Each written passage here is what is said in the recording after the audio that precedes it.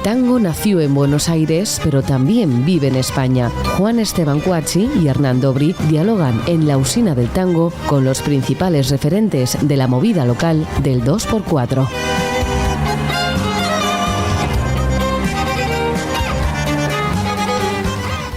Hola, bienvenidos a una nueva emisión de La Usina del Tango. Hoy nos visita un violinista madrileño que comenzó sus estudios de música a los 6 años en la Academia Andana. Luego cursó en el Conservatorio Profesional de Música Adolfo Salazar. Realizó un máster en violín tango en Codarts, la Universidad de las Artes en Holanda. Fue fundador, director y concertino de la Orquesta Típica Central del CSMA. Ha compartido escenario con muchísimos músicos, entre ellos Franco Petracci, Stefano Ganuti, Lucas Masia, José Enrique Bagaria. A su vez, trabajó con Sebastián Prusac, con Víctor Hugo Villena, Gustavo Beitelman, el quinteto El Después, Martín Alvarado, el nuevo Quinteto Real, entre otros. También ha conformado un dúo con el pianista David Merlín y formado parte del Quinteto Ensueños, nuevo Quinteto Real, el Cuarteto Iberotango, Cuarteto de Cuerdas Goyeneche y las agrupaciones Sónico y Astor. Ha recibido el primer premio en la categoría de música de cámara en el concurso del Festival Internacional de Acordeón de Beijing, la beca de perfeccionamiento que entrega el Banco Ibercaja y el premio extraordinario Fin de Grado Medio. Hoy nos visita en la Usina del Tango Daniel Hurtado. Muchísimas gracias por estar hoy con nosotros. Un gusto, buenos días. ¿Qué tal, Dani? Bienvenido. Bien, todo bien. ¿Cómo aparece el tango? ¿Aparece en Holanda? ¿Aparece antes? Aparece en mi casa. Yo no vengo de familia de instrumentistas. Lo que me liga a la música es mi abuela, que fue cantadora de flamenco. Y en cantadora de flamenco, sí, así cantadora. De verdad, cantada, subió a los escenarios, recorriéndose toda España, con mi abuelo que era representante de actores y de cantantes. O sea, no una aficionada. No era aficionada. Tu abuela era ¿de qué año es tu abuela? Pues mi abuela ahora mismo, que es la que me queda con vida, tiene como casi 90 años. Ostras, o sea que tocó la posguerra plena, sí, pura y dura, recorriendo, luchando y cantando flamenco. Y cantando, claro, así es. Entonces, bueno, en mi casa siempre estuvo ahí la música, vengo de familia de melómanos y Piazzolla siempre estuvo ahí en casa. Entonces siempre hubo ahí esa cosita y esas ganas de poder aproximarme al género y tal. Hasta que no llegué al superior en Zaragoza conociendo a Rolando Prusac. Claro, Rolando. Claro, y ahí fue donde empezó a germinar toda esta Gran situación. Maestro, ¿no? Gran Rolando. maestro, para mí, me lo enseñó todo. Gran maestro del instrumento, ¿no? Sí. Un tipo que sabe del instrumento mucho y sabe transmitirlo, ¿verdad? Y sabe la polenta, como decís vosotros. Mucha polenta. ¿Y qué fue lo que te atrajo del tango? Pues, no sé, su lenguaje, su manera de decir las cosas, esa voz, fue lo que realmente me cautivó y me hizo el decir, joder, me encantaría poder llegar a hacer algo con esto, ¿no? ¿Y tenés registro de cuáles fueron los primeros tangos que escuchaste? ¿Lo primero que escuchaste fue Piazzolla? Lo primero que escuché fue Piazzolla. O sea, que fue Antonio, como violinista. Antonio Agri, sí, por supuesto, Antonio Agri fue el primer violinista. Antonio Agri, obviamente a Suárez Paz, sí, al claro. Negro... Pero sí, sin tampoco tener relación, ¿no? Porque cuando eres chico y también siendo aquí español y tal, no entiendes del todo, ¿no? Porque claro, escuchas, yo qué sé, Tristeza de un doble A, ¿no? Con ese pedazo de solo. O escuchas Invierno porteño y tal, y dirás, ¿quiénes son estos violinistas, no?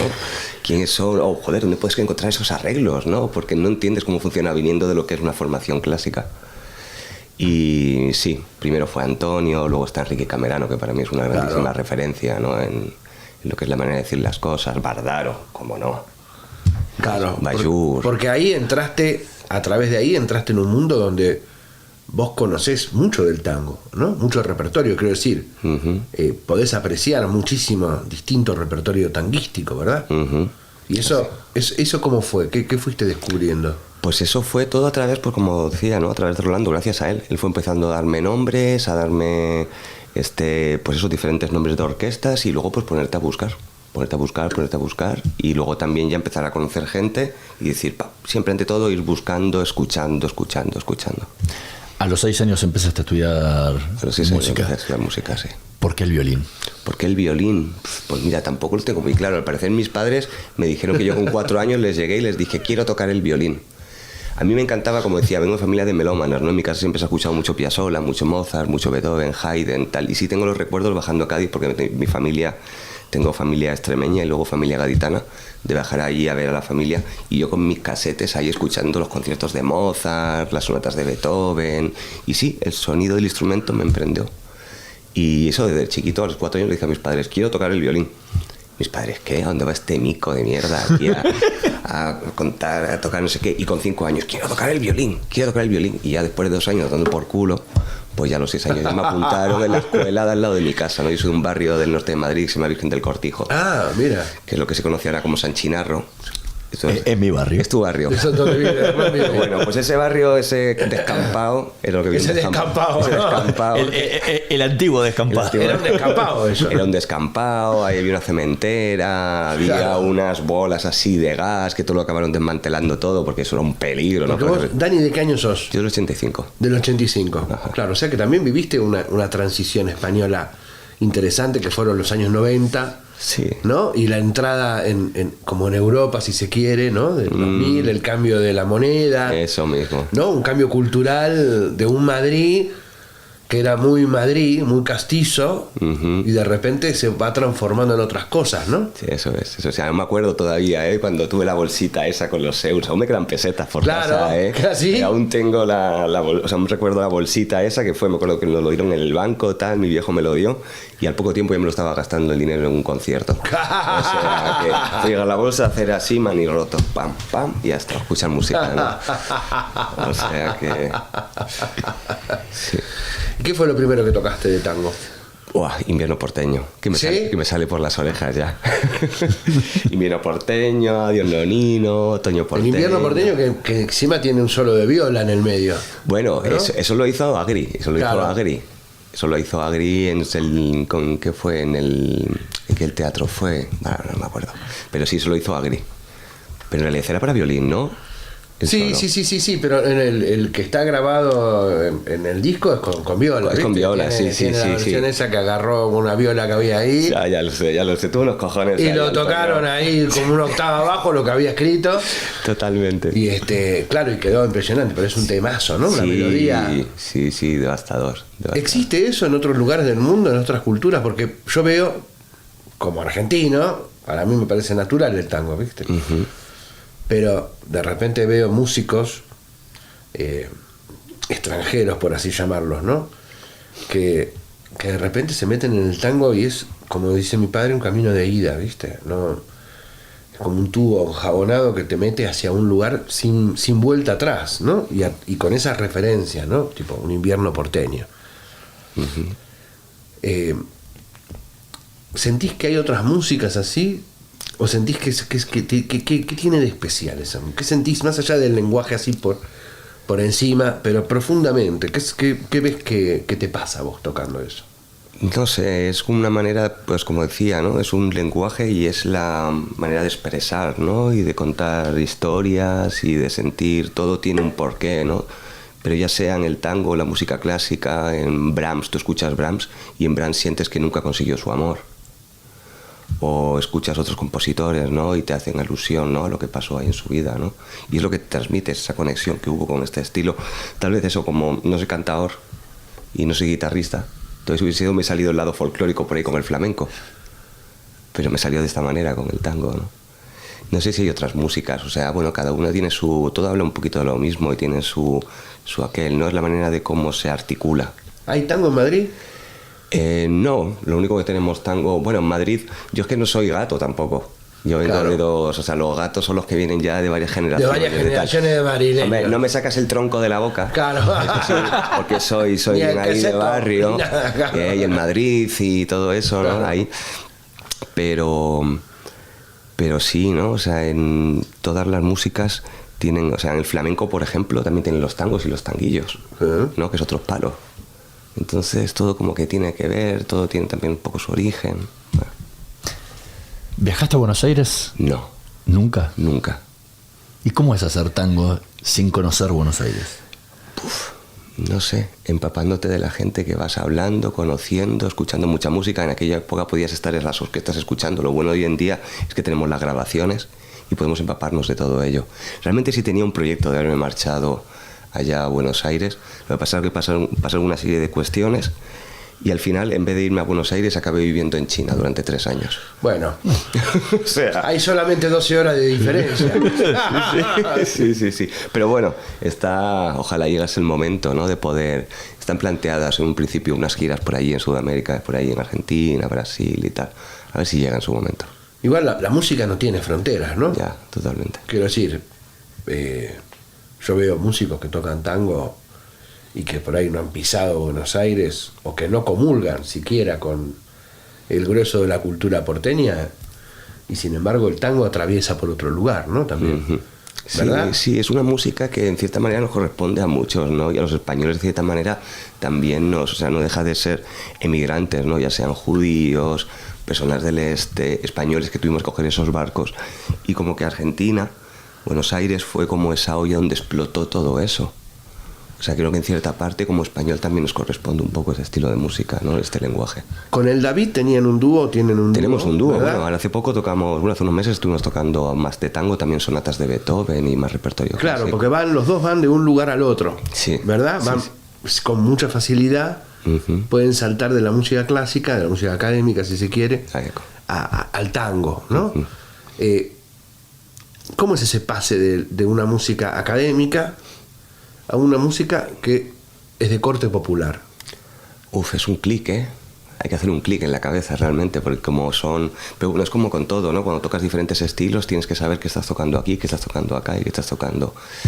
Pero sí, bueno, ahí está. Al final también el tango, y especialmente lo que es en el violín, bueno, yo creo que en el estilo es como una ramificación de lo que fue la música romántica, ¿no? Y como que se quedó ahí anclado esa manera de decir las cosas.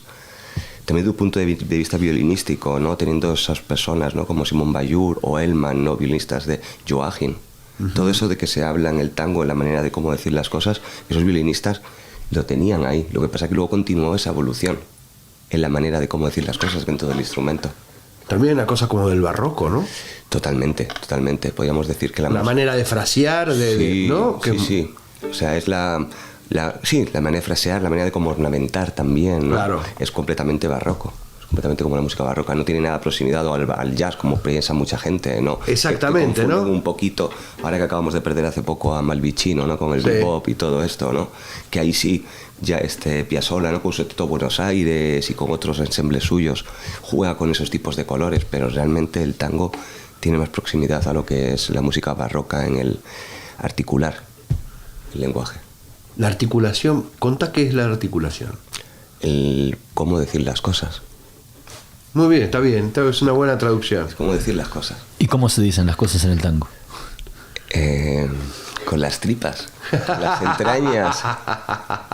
Así es como se ddicen las cosas. No, pero por ejemplo, por jugar didácticamente, una frase, la que quieras. ¿Cuál es si podés tocar, cómo acentuarías? Pero es que me pones así, se me viene a la cabeza el polaco, ¿no? Chan, chan, chan, chan, chan. Y bueno, a ver, hacerte la pelotita o hacerte ese... ¿Qué tipo de cosas hay violinísticas del tango que son del tango, ¿viste? O que por ahí son de otras músicas que son del tango. Tienes muchos tipos de glissando. A ver, por ejemplo. Tienes, por ejemplo, cuando hablamos de Julio De Caro, ¿no? Esa manera tan lánguida, ¿no? De ese tipo de glissando, ¿no?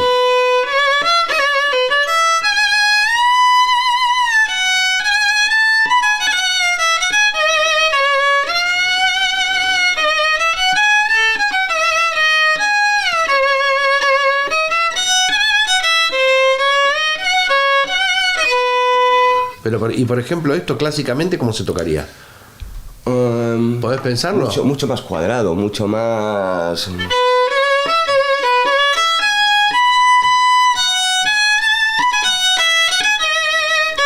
Y hay una cosa con el vibrato también, ¿no? Sí, también. Se utiliza también como un color más también, como un color.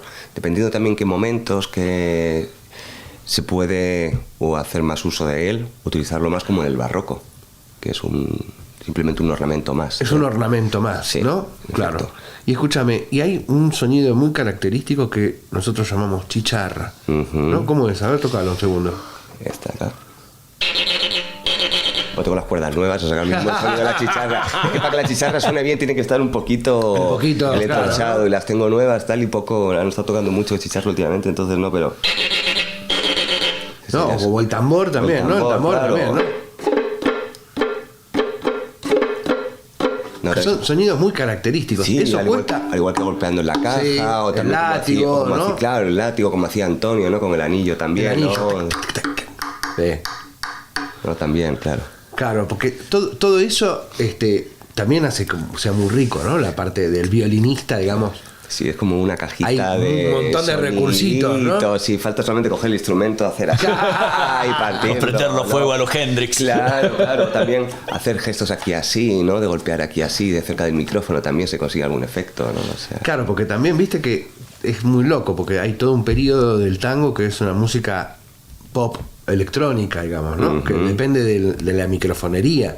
Sí. Entonces se juega mucho con acercarse al micrófono. Sí, eso como un cantor, como un cantante, ¿no? Claro, pero que es algo que en los últimos años se trata de volver a esa parte de música de cámara, uh-huh. ¿no? Una cosa de tocamos acústico, nos podemos escuchar entre todos, pero en verdad tiene como un origen muy eléctrico el tango. Sí, también un poco por el balance, ¿no? De los instrumentos. Claro, sí, 4 bandoneones contra 4 violines pierden siempre los violines, ¿no?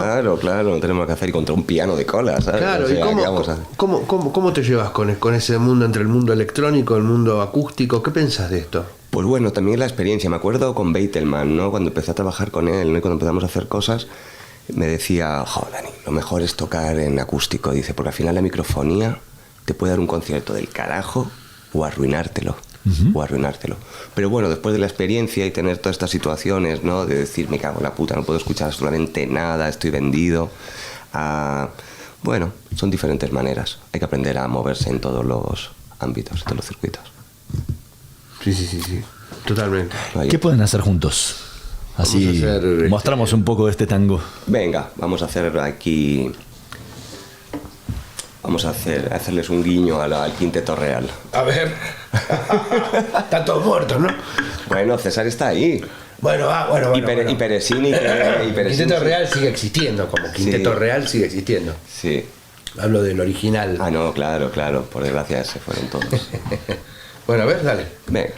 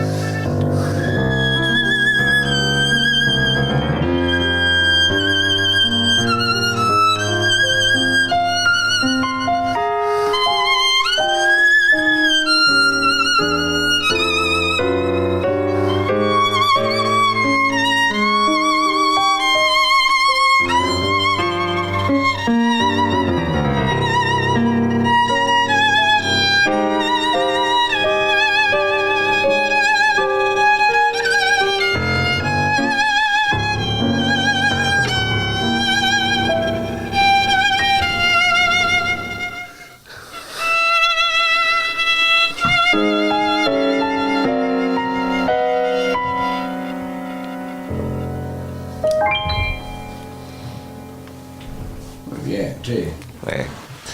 Recién hablabas de esos recursos, de esos sonidos, o esa caja de sonidos que te da el tango para utilizar con el violín. ¿Se utilizan en otros estilos? No, ahí no le pidas eso al músico clásico que maltrata a su propio instrumento. No, eso... ¿Porque es un maltrato el instrumento? No, pero la gente le choca, tú imagínate, ¿no? O sea, tienen ahí sus instrumentos y tal, no sé qué, estás dándole así tobitas, ¿no? Dándole y tal. Sí, ¿no? de hecho, había un violinista, no me acuerdo el nombre, que le había prestado una vez a Antonio Agri, le prestó su violín, le dijo, te lo presto, pero si no haces ningún ruidito de eso que haces. Pues sí, pues por ahí va un poco la onda, ¿no? Pero sí, pero se chocan, ¿no? Les choca un poco con amigos, por ejemplo, ¿no? Cuando hemos hecho alguna cosa juntos, ¿no? Y vienen del mundo clásico y se interesan por el tango y eso, tocar pues en cuarteto o hasta formar parte de alguna orquesta típica, ¿no? Y quedar y mostrarles estas cositas y es como, joder, y tengo que cargarme el entorchado de la cuerda o cómo se hace esto y tal, ¿no? Pero también es gracioso, ¿no? Porque es como una invitación a portarse mal un rato, ¿no? A pegar mocos en la pared. Claro. ¿No? Sí, va un poco por ahí. Bueno, pero también es a descubrir cosas que tiene el instrumento que uno no encuentra, ¿no? Sí, no, es increíble. Y cuando era chico, ¿no? Y todo eso, ¿no? Y estaba ahí y lo escuchaba y era como, joder, ¿cómo se hacen todas estas movidas, ¿no? Y qué pasada, ¿no? Los diferentes sonidos, ¿no? Eso. Y para la gente que no conoce, tengo aquí a dos grandes músicos, ¿cómo se escribe eso? Bueno, pues realmente yo creo que antes era todo, o sea, era una cosa más intuitiva, es una cuestión más de ir parte de lo que es la improvisación y de jugar. A la hora de escribir en lo que es la partitura se utiliza como los elementos de percusión. Se le pone así en el pentagrama una X con la plica, ¿no? Y entonces ya te van delimitando allí si quieres un tamburo, si quieres una chicharra o con una especie como de glissando ahí hasta arriba con una X, ¿no? Y es el látigo. Luego también aparecen maneras escritas, ¿no? Por ejemplo, las sirenas y todo esto, ¿no? Los lobitos, ¿no? ¿Sabéis? Este tipo de sonido. Tócalos. Como, por ejemplo, no sé, hace... Hacer la sirena, a ver. Bueno, está esto. No, esto a mí me gusta llamarle lobito, ¿no? Pero, por ejemplo, cuando tienes este tipo de... ¿no? Así que dentro de lo que es el contexto de la música suena como así, ese Buenos Aires, ¿no? Ahí en plan en la noche, ¿no? Sí, psicodelia, ¿no? Psicodélico, totalmente, eso es. Sí. Escúchame, justo que estabas hablando de esto, hay una parte del tango, una historia del tango que es de transmisión oral pura y dura, por lo menos hasta que yo empecé a tocar era transmisión oral y las partituras eran muy escuetas y muy... donde aparecían las notas casi, ¿viste? Y la figuración hasta ahí, ¿viste? Hoy en día todos los que escribimos muy puntillosamente. Escribimos los acentos, la articulación, como tiene que ser, si es fuerte, si es piano, si es forzato, pianissimo, no sé, ¿viste? Uh-huh. Y entonces se termina volviendo una música académica. Uh-huh. ¿Qué pensás de eso? Quiero decir, porque vos estudias música académica, de repente entras en el tango, ves que hay un poco de diversión, puticlub, farlopa, y de repente volvemos a la música académica. Así es que es esto, ¿le parece un cuento de terror o no? ¿O está bueno? Bueno, es parte de la evolución, se ha acomodado de esa manera y bueno, es interesante, se agregan esas cuestiones, pero también se abren otros puntos. ¿Cómo cuáles? Bueno, en cuanto a lo que es el lenguaje, la estética, ¿no? O sea, en los nuevos compositores y en la gente, pues hay otra serie de elementos, armonías y también manera de cómo jugar. Pero sí, en realidad es un contraste. Cuando, por ejemplo, estás tocando música de Di Sarli, ¿no? La orquesta típica de Di Sarli, o estás tocando otros, o por ejemplo, Fresedo, ¿no? Sí. Ahora voy a grabar a principios de este año, voy a grabar en un disco de 78 velocidades, como se hacía antiguamente. ¿Ah, sí? Voy a grabar Julio de Caro, sexteto de Elvino Bardaro, Fresedo. Y tú ves la música esta y realmente hay muy poquito acomodado, muy tal, ¿no? Claro. Pero es eso de escuchando y todo eso. ¿Y por qué van a grabar así, en ese formato? ¿Cómo es este proyecto? Bueno, pues este proyecto ha venido porque hay un friki estadounidense, un productor que tiene mucha guita. Y entonces, viendo lo que se ha estado haciendo por ahí con Sónico... Es lo que siempre necesitamos, ¿no? Sin eso no hay proyecto. El mejor amigo del músico. Entonces, escuchando el proyecto de Sónico, ¿no? Que él se dedica a recuperar lo que es la música de Eduardo Rovira y también este ensemble de Piazzolla, Octeto Buenos Aires, durante todo lo que es la figura de Rovira, tal, escucho el proyecto y se interesó en entrar en hacer una grabación de esto y música, pues del origen del tango, ¿no? Bien cuadradito ahí y bien tal. Y ahí realmente no hay prácticamente nada escrito, ¿no? Y las grabaciones son espantosas, apenas se puede escuchar. Pues las partituras las han medio reconstruido los amigos desgrabando, porque como bien sabes, aquí en esta música la desgrabación es la base de todo, ¿no? Porque encontrar partituras de esto es prácticamente imposible. Las pocas que hay son, no vamos a hablar de editoriales, ¿no? Pero están todas llenas de ratas. Sí, bueno, claro, por eso digo, por un lado tiene una parte que está que es muy rica en ese aspecto, que vos agarrás la partitura de editorial de lo que sea, casi de cualquier tango, y bueno, se parece muy poco a lo que es el tango, ¿no?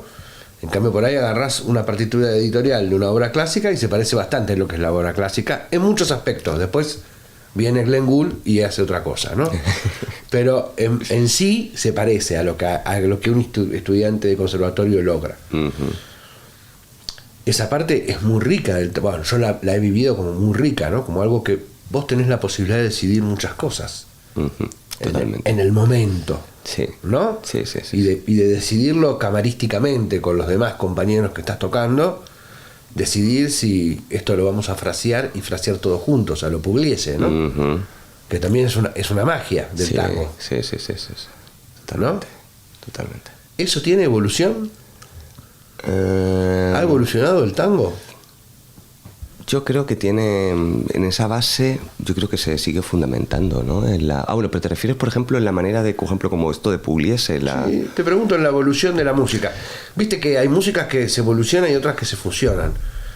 Esta música que ha evolucionado, el tango, porque ha pasado por distintos estadios, digamos, y ha crecido, y tiene como un patriarca que es Piazzolla, que logra como poner la pelota muy alta, ¿no? Y suceden algunas situaciones políticas y económicas en el país y culturales en el mundo que hacen que el tango, bueno, vaya a donde va. El tango, a partir de ese momento, a partir de ahora, o a partir de los últimos 20 años, o 30, o 40 años, ¿siguió evolucionando? Hombre, claro, ahí tenemos a figuras como, bueno, por una parte tenemos a Mederos cuando hizo toda esta música, esa fusión entre rock, electrónica y tal. ¿Cómo se llama el disco? ¿Onda Cero? No. Bueno, Onda Cero es, bueno, sí, está bien, puede ser. Este es el que hizo con Vinelli, ¿no? Ese es Onda Cero con Vinelli, con Mussolini. Como con la guitarra. No, ese fue el segundo disco que hizo que hicieron juntos, que estaba el guitarrista que creo que sigue vivo, que está por Francia, anda. Tommy Gubich. Sí, Gubich. Genio, una mala bestia la guitarra. Una mala bestia. Sí. Que también tocó con Astor. Sí. En la época del electrónico. Bueno, pero eso también Astor ya lo tenía. Sí. Digamos, ¿no? Pero luego ya saltamos, pues por ejemplo, a esto, Mussolini, que acabamos de decir, ¿no? Que también paz descanse, que nos dejó también hace poco tiempo. ¿Cuántos están yendo ya, no? Es que sí, el otro día estábamos hablando con un colega tuyo, con Pablo Agri, y hablábamos de eso, ¿no? De que empezábamos a extrañar a los viejos que habíamos conocido, y entonces Pablo hicimos un silencio y Pablo me dice, ahora los viejos somos nosotros. Y un poco de razón tiene, ¿viste? Porque yo me acuerdo cuando era chico bueno, no importa, no vine a hablar de mi libro. Pero, ¿viste? Claro, sí, se están yendo. No, sí, claro, es ley de vida, tampoco se puede. Pero sí, claro, y bueno, con toda esta música, ¿no? Somos Salini, Beitelman que estábamos hablando, ¿no? Esa fusión de lo que es lo contemporáneo, ¿no? Esa música contemporánea articulada en el lenguaje del tango, ¿no? Y ese tipo de juegos. Luego también dentro de la evolución del tango está habiendo, pues por ejemplo, como hace Chloé Pfeiffer, que es la líder de la orquesta Silbando de París, que hacen arreglos realmente súper originales, basados en música clásica, pero esto dentro del estilo Pugliese.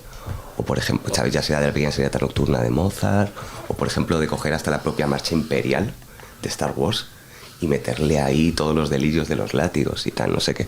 O sea que, y bueno, y luego tenemos orquestas de estas, ¿cómo se llamaba la orquesta esta que juega tanto, que es tan rockera, que es como muy estilo Pugliese? La Fernández Fierro, sí. Fernando Fierro, ¿no? Y todas estas, ¿no?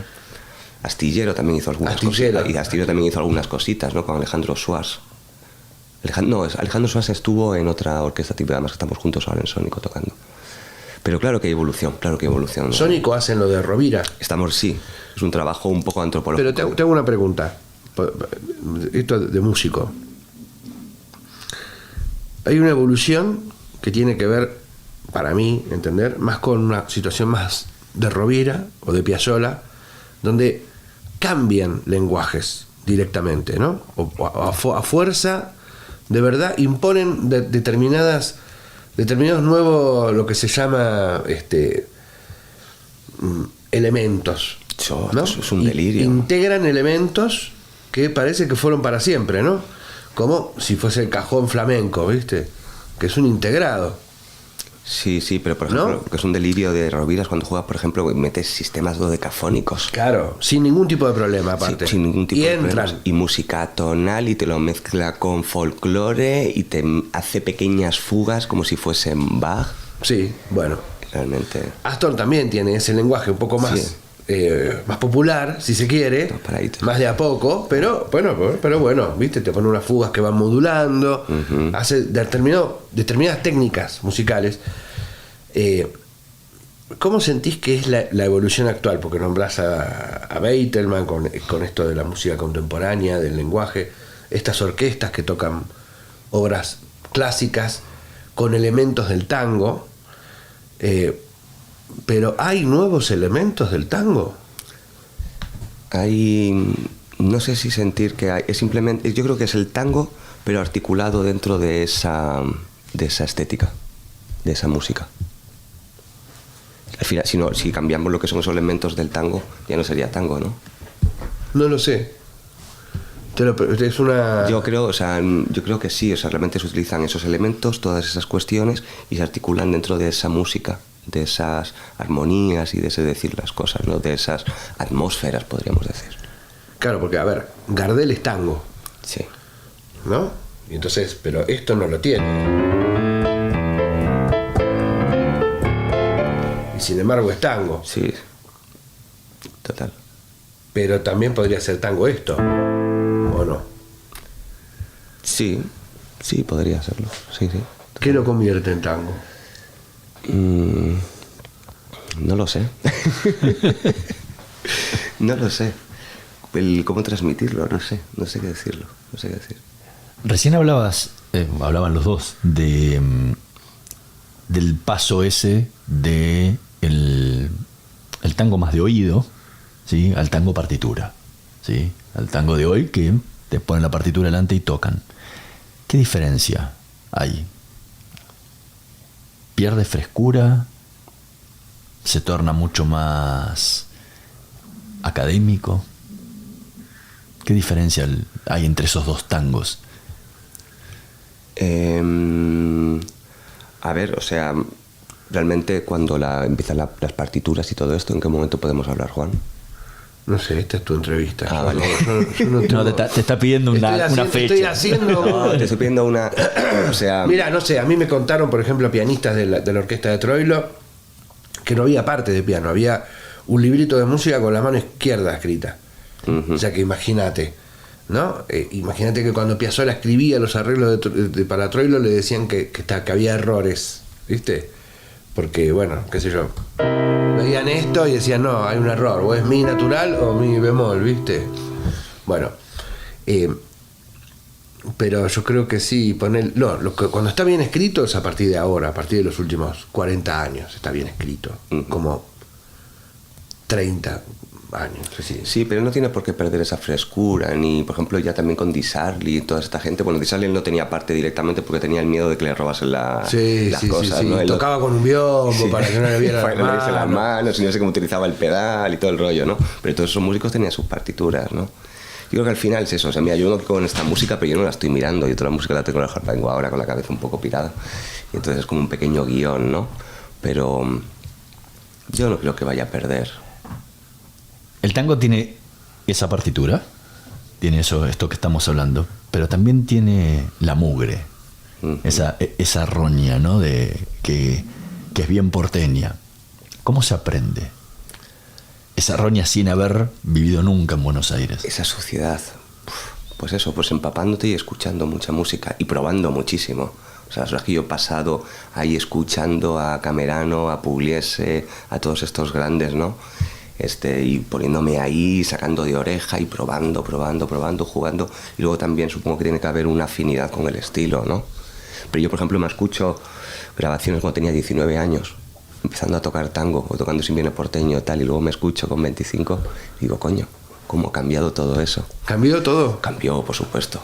La manera de tal, el tipo del color del sonido y tal. Y luego cuando hablamos del clic ese, de cuando uno toca música clásica, no digo la cosa de las manos, o sea, a ver, sigo siendo la misma persona. Pero cuando toco Beethoven, toco Beethoven. En cambio, cuando toco tango me cambia el sonido. Es también la magia de todo esto, ¿no? ¿Y te sentís cómodo en los dos mundos? Sí, por supuesto. ¿No? Sí. O sea, hay una cosa que tiene que ver con el músico y otra cosa con el tango o con la música que haga en ese momento, que es divisible del músico. El músico tiene que ser bueno también, ¿no? Tiene que estar formado, tiene que tener un oficio y hay que continuar formándose y manteniendo eso, ¿no? Porque si no, estamos vendidos. Te fuiste a formar a Holanda, ¿sí? En todo lo que tiene que ver con tango. Sí, bueno. ¿Por qué a Holanda y no a Argentina? Fue una invitación de Beiterman. Él sigue estando allí como el director musical, o sea, el director artístico de Contá un poco qué es lo de Holanda. Holanda el proyecto educativo de Holanda. Pues sí, pues ahí tienen un departamento de tango en el que, bueno, Pugliese fue el director artístico.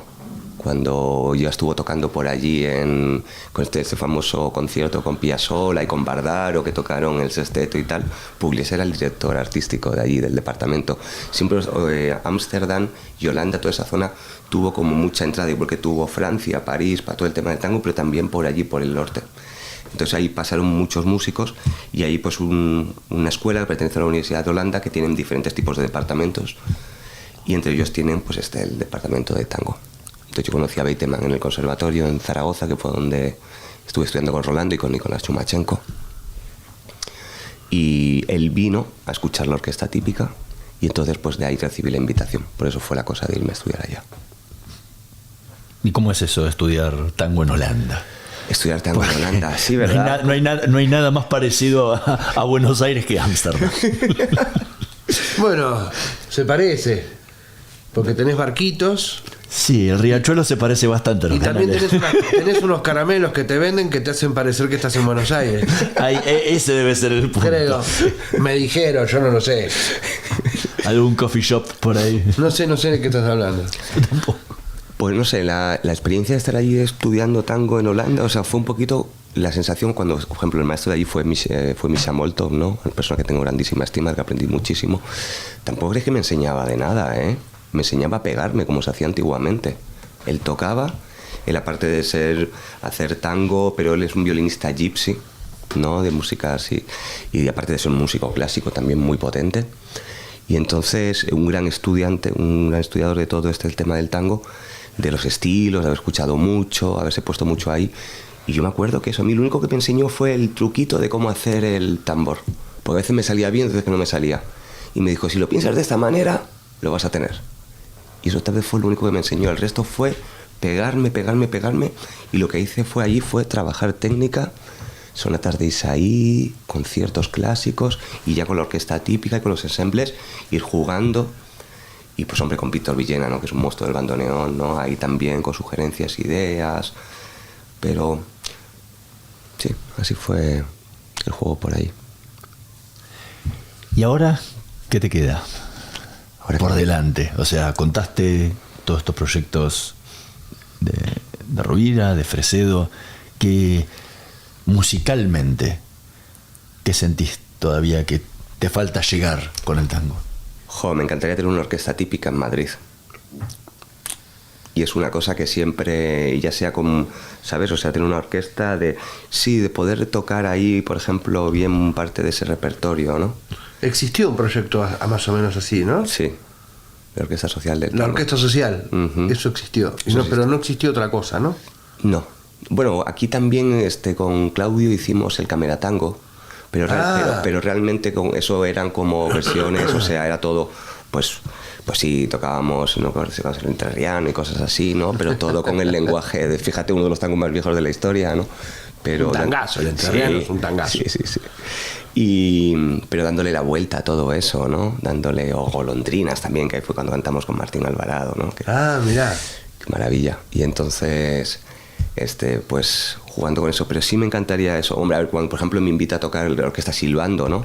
Tocamos Puglieses, tocamos tal, pero sí tener tal vez un proyecto de orquesta típica y poder jugar con todo eso. Y si la tuvieras, ¿cuál sería el repertorio?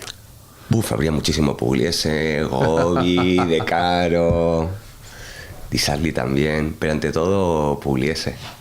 Gobi y De Caro son impresionantes, Sí, ¿no? y claro, y para las cuerdas. Es impresionante, Es que ¿no? el violín romántico, realmente con Julio, pues nada, y tuvimos toda la evolución de lo que es el tango, ¿no? Y ¿Ibas a traer un violín que no trajiste? No, porque no nos pusimos de acuerdo. Pero contame un poquito. El violín corneta. Sí, contanos un poco. ¿Que de dónde sale y todo eso? Sí, claro, contá un poquito, porque también esto, digamos, esto no Esto para la segunda entrevista ya los, vengo de, con la los, con de la la corneta. los de la Academia del Tango no escuchan esto, pero es para que, no sé, también la gente escuche y sepa de esto, porque Sí. parece una broma, un violín corneta. Sí, todo el mundo se queda loco. Es un violín corneta, violín trompeta. Es un instrumento que nació a finales del siglo XIX, principios del siglo XX, en un momento en el cual la microfonía no estaba desarrollada y entonces la necesidad de que el timbre del violín saliese dentro de esa microfonía, obviamente ligado al tango. Y entonces pues llegó un señor alemán, Strom, ¿no?, que decidió sacar lo que es la caja de resonancia, y entonces el puente va conectado a un rosetón metálico y ese rosetón va hacia una campana, que es lo que utiliza como caja de resonancia. Como emisión de sonido. Eco, sí. Y nadie, el sonido realmente es muy particular, no es como si sonase como una gramola, ¿no?, un instrumento, una grabación antigua.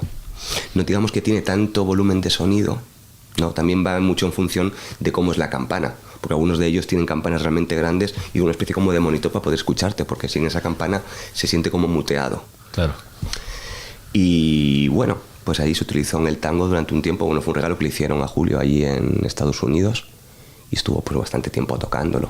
Pero bueno, pero no solamente también se interpretaban y se grababan sinfonías de Mozart, Beethoven, Sí, se usaba. con instrumentos, bueno, con trabajos corneta. O sea, vamos, Era como un instrumento electrónico del momento, ¿no? Sí. En vez de tener un plug para enchufarlo, no un jack, venía con eso, con una corneta, con trabajo corneta. trabajo con importante. corneta, violonchelos corneta. Trompeta corneta.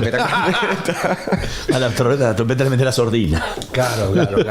Y luego, pues bueno, también muy ligado a la música del este, la música tradicional en Hungría, pues Rumanía y por esos países de por allí, se utilizan hoy en día el violín corneta, como un instrumento propio de su música y de la...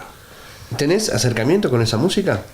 Con las de la... ¿Ya? No, Sí. No. Con el este. no, nada. Pero también se toca el violín de una manera muy particular, ¿no? Sí, muy gypsy también, muy gitano. se podría Está decir. bueno, ¿no? Está ¿Te muy gusta bueno. escucharlo? Sí, me encanta. ¿Qué escuchas de música? Escucho de todo, menos reggaetón y todo este tipo de cositas latinas y tal que no Sí. me hace puñetera gracia, no, pero desde rock. Mira, el otro día estuve escuchando Greta Van Fleet, estuve ahí en el Withy Center escuchándolos por esa melancolía, ¿no?, de esos rockeros, de tal, no sé qué, y bueno, me acerqué a escucharlos. Pero de todo, desde rock, la música electrónica también me encanta, ¿no? El psychedelic trance, el minimal, realmente he escuchado de todo. El jazz me gusta, me toca un poco la moral, pero me gusta. A ver, haz un desarrollo pequeño. ¿Por qué eso? Bueno, simplemente por afinidad, simplemente es una cuestión de afinidad. El klezmer me encanta también, ¿no? Pero sí, hombre, a mí me gusta escucharlo y hay grandes, pero me termina agotando la cabeza. Es una cuestión de afinidad, yo creo, más que otra cosa. Pero sí, muchísima música. Daniel Hurtado, muchísimas gracias por habernos acompañado hoy en La Usina del Tango. Un placer enorme y aprender, ¿no?, de todo el bagaje de tango que tenés encima y todo lo que has podido enseñarnos de lo que es el manejo del violín, ¿no? Un instrumento que por ahí dentro de la orquesta suena por momentos en primer plano, pero muchas veces está atrás de los bandoneones del piano y es uno de los grandes sonidos que tiene nuestra música. Lo tenemos que volver a invitar para que venga con el violín corneta. Eso seguro, ¿no? Ya está, compromiso la próxima con el violín corneta. Buenísimo, muchísimas gracias a vosotros. Muchas Por gracias, favor, Juan. bienvenido, che. Nada. Nosotros nos vamos a reencontrar en la próxima emisión de La Usina del Tango. Nos vemos.